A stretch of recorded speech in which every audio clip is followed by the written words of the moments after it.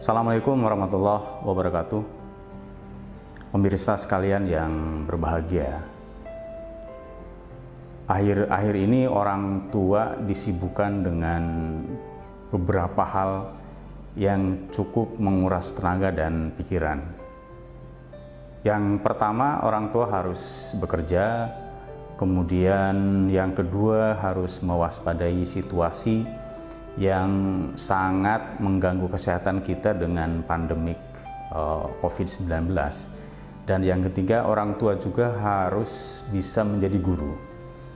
Ketiga hal ini yang menjadikan orang tua harus bisa mengatur waktu, kapan harus menjadi guru di depan anak-anaknya, kemudian kapan harus bekerja, dan kapan harus mewaspadai situasi kesehatan yang cukup mengganggu dengan pandemi COVID-19 ini.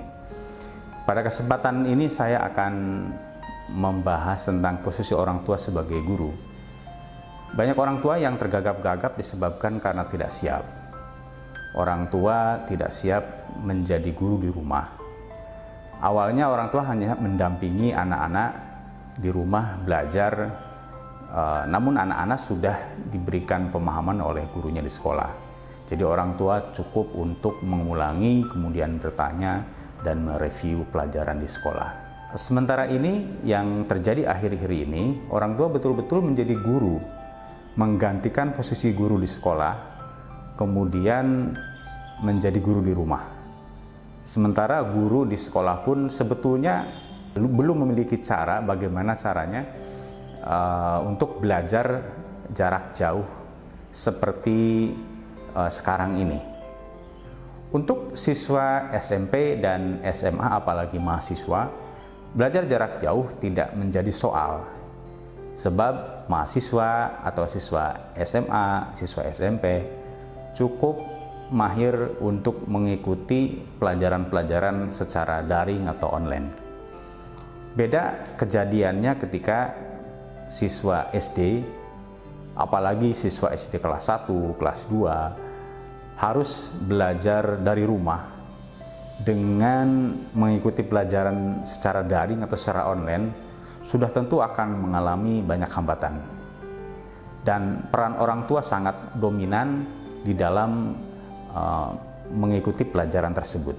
Satu hal yang harus dipertimbangkan oleh orang tua adalah ada dua hal kemampuan yang harus dimiliki oleh anak ketika belajar secara daring. Yang pertama adalah kemampuan teknis, dan yang kedua adalah kemampuan non-teknis. Kemampuan teknis dan non-teknis itu harus dimiliki oleh orang tua. Apa itu kemampuan teknis dan apa itu kemampuan non-teknis? Kemampuan teknis adalah kemampuan orang tua untuk memberikan pelajaran kepada anaknya, sehingga anak bisa memahami pelajaran-pelajaran yang diberikan oleh guru dari sekolah yang dikerjakan di rumah. Sementara kemampuan non-teknis adalah kemampuan orang tua untuk menghandle psikologi anak, sehingga anak betah belajar dengan orang tua, sehingga anak nyaman belajar dengan orang tua. Apakah semua orang tua berhasil menghadapi anaknya belajar di rumah? Ada yang berhasil dan ada juga yang tidak berhasil.